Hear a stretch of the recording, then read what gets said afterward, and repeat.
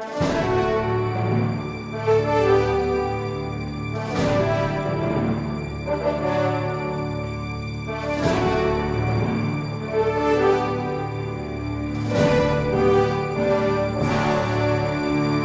a resposta católica de hoje, gostaríamos de falar a respeito das chamadas missas inculturadas.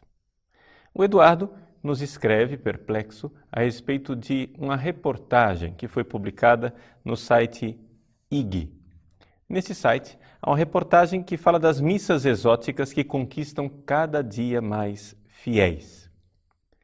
Na reportagem do site, esse tipo de missa é incentivado, louvado, e quase que se escarnece a missa tradicional, principalmente a missa de São Pio V, a missa em latim. A reportagem diz assim: se essas missas bem tradicionais e que fazem você se sentir em alguma catedral da Idade Média surgiram eventualmente como reação às decisões do Concílio Vaticano II, foram essas mesmas resoluções que abriram espaço para missas na língua nacional e mais próximas das culturas locais. E aí, as opções são as mais variadas: gauchesca, afro, árabe e até sertaneja. Fecha aspas.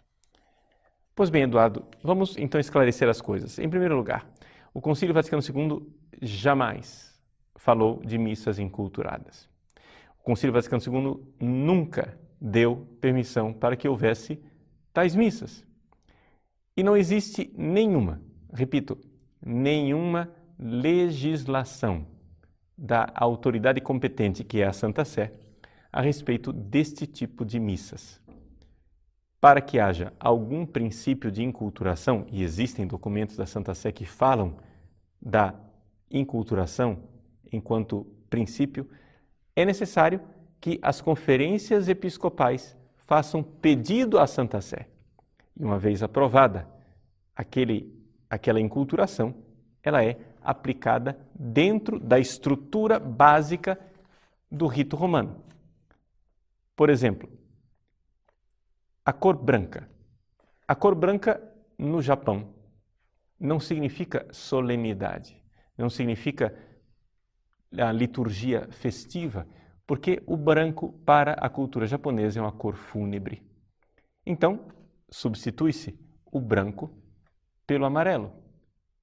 Isso é uma inculturação. A Conferência Episcopal Japonesa tem a permissão de fazer essa substituição para que se compreenda naquela cultura qual é o caráter festivo das solenidades que são celebradas. É assim que, por exemplo, quando se dá o abraço da paz na liturgia, em algumas culturas é incompreensível tocar numa outra pessoa. Novamente, a cultura japonesa, em que se cumprimentam as pessoas à distância, com uma reverência. Pois bem, isso tudo é a adaptação da inculturação. Mas inculturação é simplesmente tirar aqueles elementos que iriam perturbar a compreensão da missa e do santo sacrifício naquela cultura específica. Mas isso não se faz espontaneamente, não se faz a partir do alvitre do celebrante e nem sequer de bispos locais. É necessário que haja a aprovação da Santa Sé.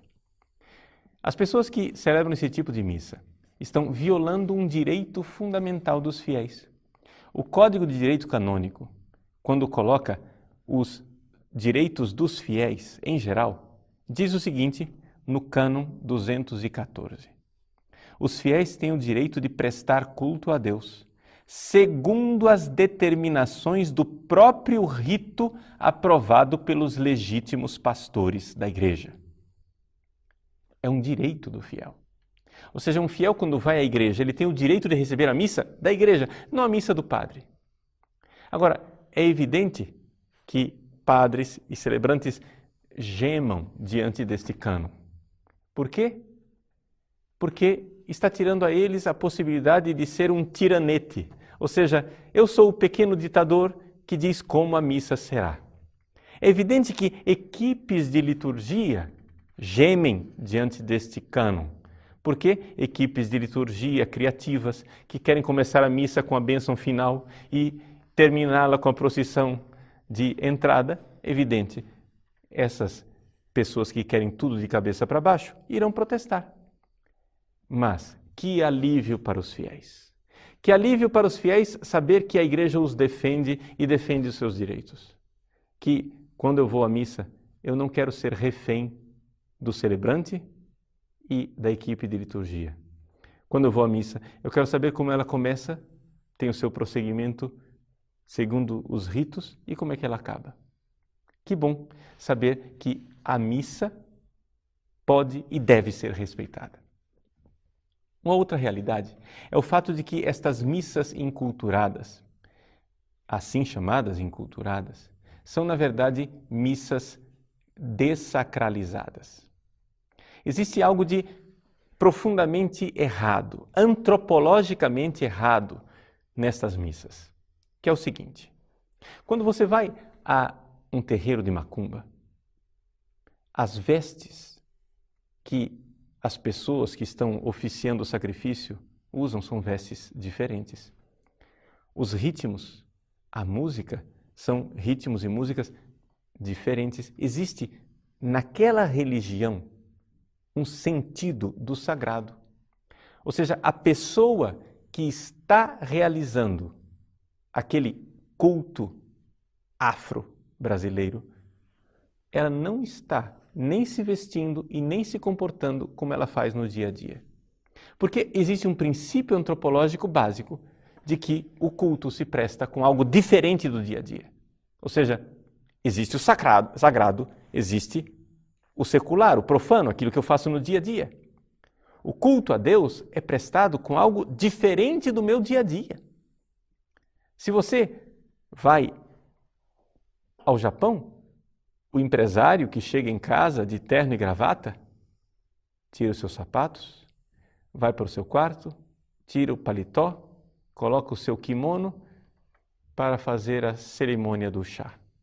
Ele sabe que ele precisa se vestir de uma forma diferente daquela que ele estava se vestindo quando estava tratando os negócios profanos.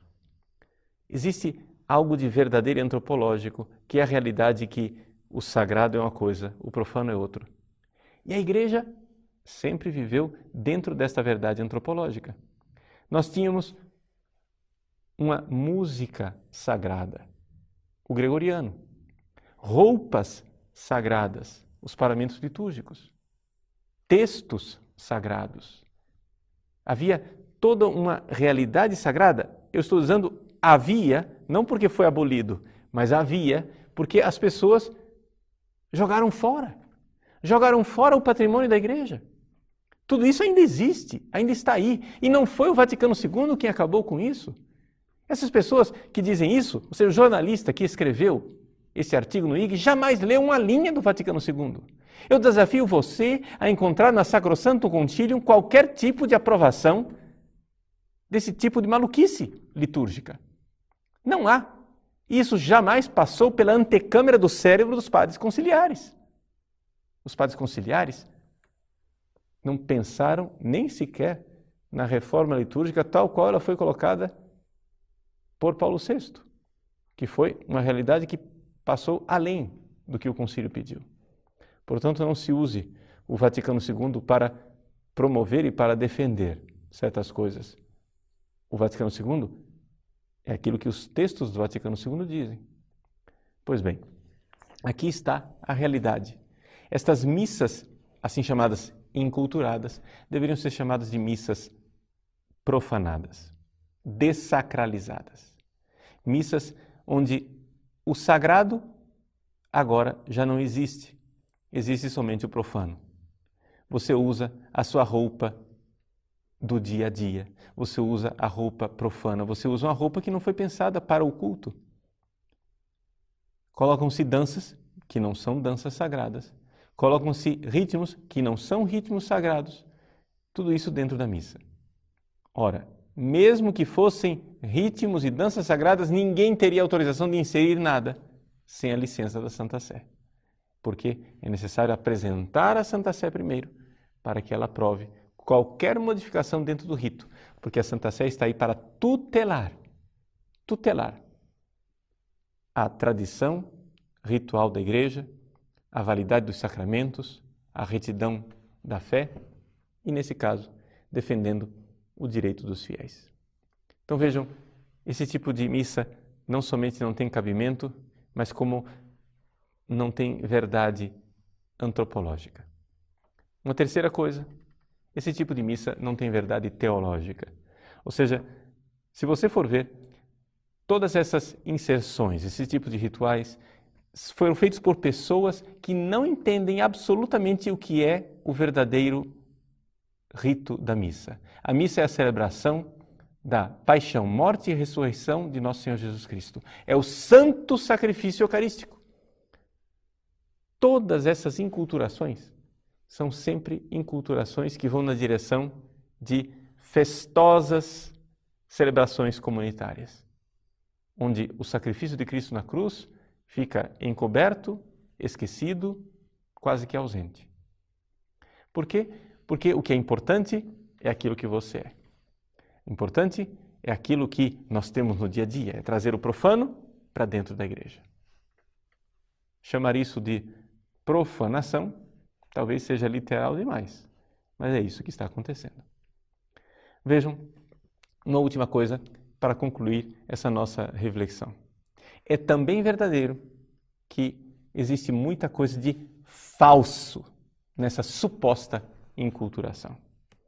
Ou seja, pessoas que vão participar de uma missa afro vão lá e se fantasiam com roupas africanas que eles não usam no dia a dia. São roupas profanas que os africanos usam na África, mas que nós não vemos nas ruas brasileiras. Pois bem, se fantasiam para supostamente enculturar, mas enculturar na cultura de quem? Enculturar na cultura de quem? Numa cultura de laboratório, onde supostamente o brasileiro é assim. Mas qualquer brasileiro vê que a missa está se transformando num baile de máscaras.